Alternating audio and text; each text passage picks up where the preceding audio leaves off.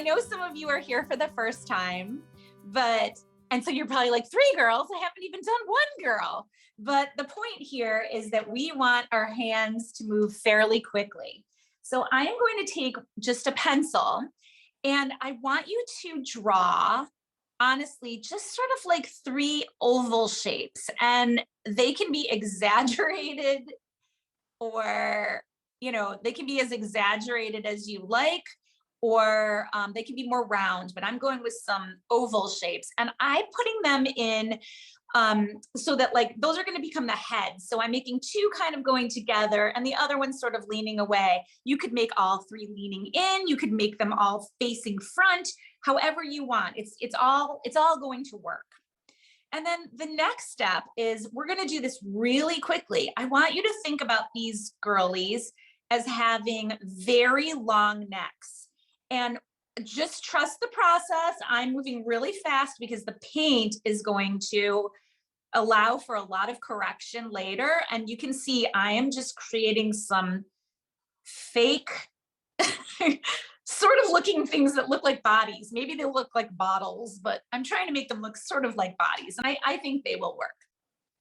The next thing that I always do is I have people think about where you want the eyes to go, because I think most of you know with my artwork, the eyes are really the window to the soul and in life and in the artwork. So in this girl, I want her eyes to be sort of tilted this way. And for this girl, I want her eyes to be kind of, on this line. And for this girl, because I want their heads to be together. So I'm going to just draw a very thin guideline. And I know you can't necessarily see this because I am doing it quite lightly, but that's the plane on which I'm going to put the eyes, and it will also help me to figure out their noses.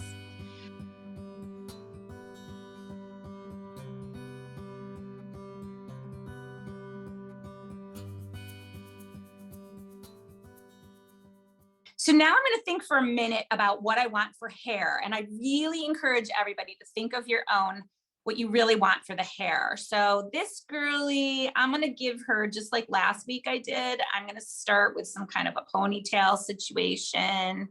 I'm really just making shapes here. So I'm not thinking so hard, right? She's got some kind of a ponytail situation. And maybe I want her hair to be swooped off to the side there. So it's just a line. So I am going to take my pencil, and if you're using a pen, you can do this as well. I'm going to go around the places where I know that there are shadows on faces. So under the neck, there's always a bit more of a shadow. Down around the neck, there's always a bit more of a shadow. So I'm just kind of going around there. You can decide how much detail you want the eyes to have, but tonight I'm actually going to use a lot less detail.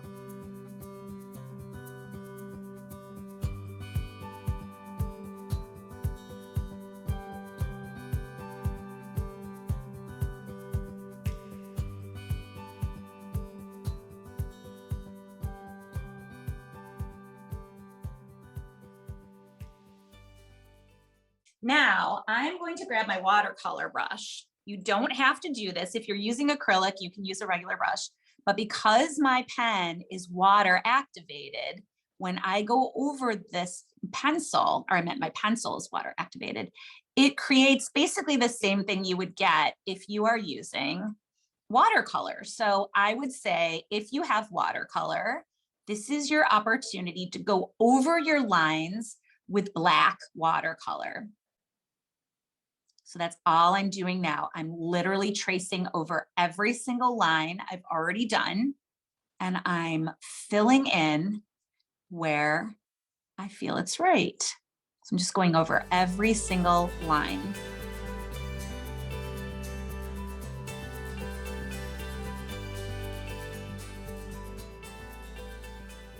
So I'm going to just take my little stamp and I'm going to ink it up.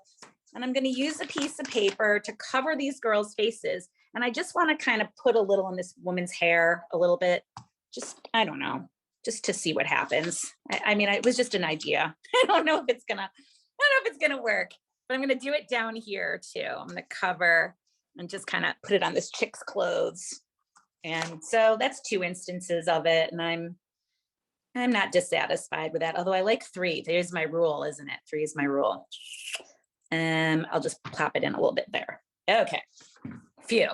My next step is I'm going to use my gel pen. You don't have to do this if you don't want, but now I'm gonna go over the eyelids. My eyelids, like where you would put eye liner over the top of your eyelid. I'm going to fill that in with my gel pen. And I'm going back over my pupil just a little bit. And that just gives it a little bit more oomph.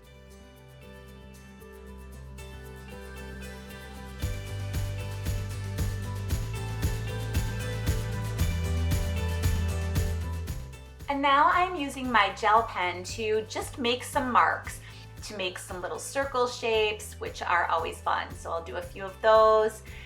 Now with a light touch, I'm going to use a Prismacolor black pencil and I'm going to scribble some little marks into the girl's hair just to give a little bit of depth. Like there's always that curly haired friend. So I'm making some little curls and some of them will have some other marks just to indicate some hair lines.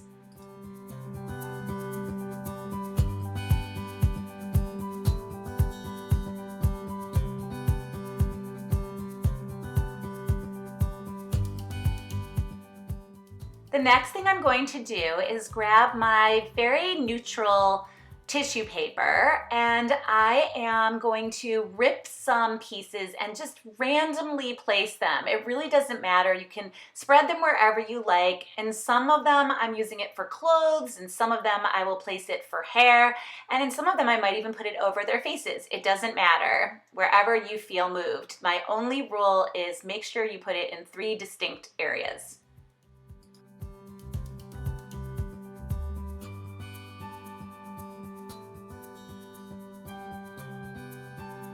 All right, next step is to think about the paint. So I'm gonna think about what color I might want, and I am feeling the black.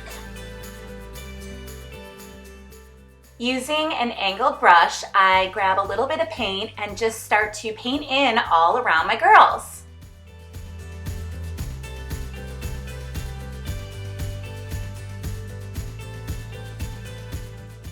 Use your hair dryer to make sure that all the black paint is dry before you start the next step.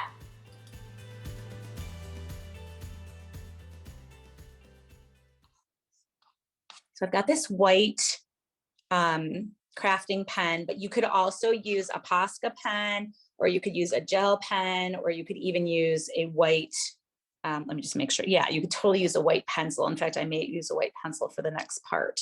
But for this part, I want to just make sure everything's dry. So I want to make the hair a little bit more defined here. So I'm going to just make some little loosey-goosey lines here. So you can see they're just sort of some little loose lines. And because I didn't like what happened over here with this girl's hair, I'm going to come up a little bit and give her a little bit more hair there.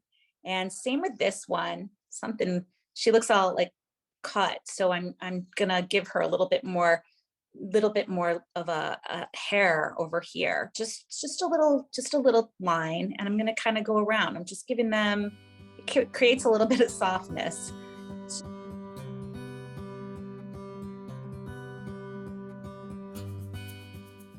Next, I decided that I wanted to add a bit of a stencil. So I have this circular holes in a stencil, and I grabbed a little bit of white paint and a stippling brush, and I'm just banging in a little bit of color because it adds just an extra fun element.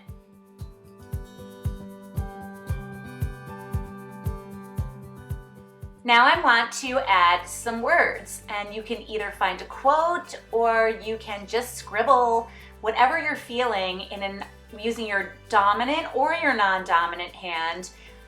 I really like using my non-dominant hand because then it is very unintelligible and illegible, and sometimes I want it to be that way. Next, I grabbed my watercolor palette and I decided to put some very light brown around each girl's eyes. You do not have to do this, but it's kind of my signature move, and I like my girls' eyes to look very watery and loose.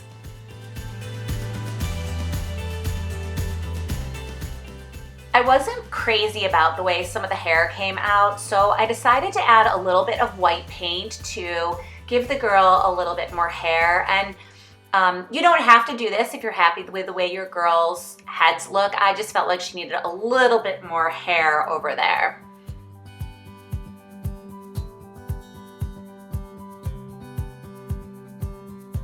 So the point being, there's nothing that you can't fix. I'm just adding a little bit of white over to the parts where I just feel like she could use a little bit more hair.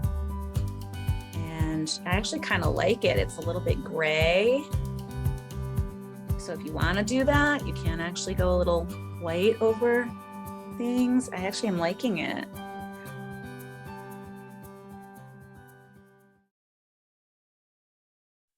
Yeah, I kind of like it. And then I'll just scribble over some of that stuff again. So white paint cures everything. And she needs a little bit more hair over here, this girl, because it's long. Yeah, so see, you can just change things. And I always like to add a little heart on all of my pieces, so I decided to use a colored pencil to add a heart. You don't have to do this part either. I decided to add a couple more polka dots just for good measure.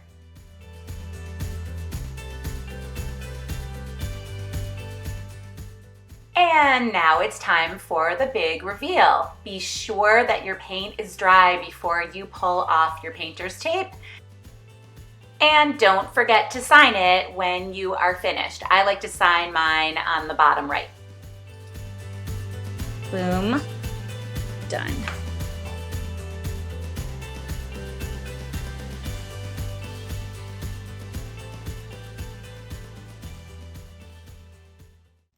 She's always making something. She's an artist to the core.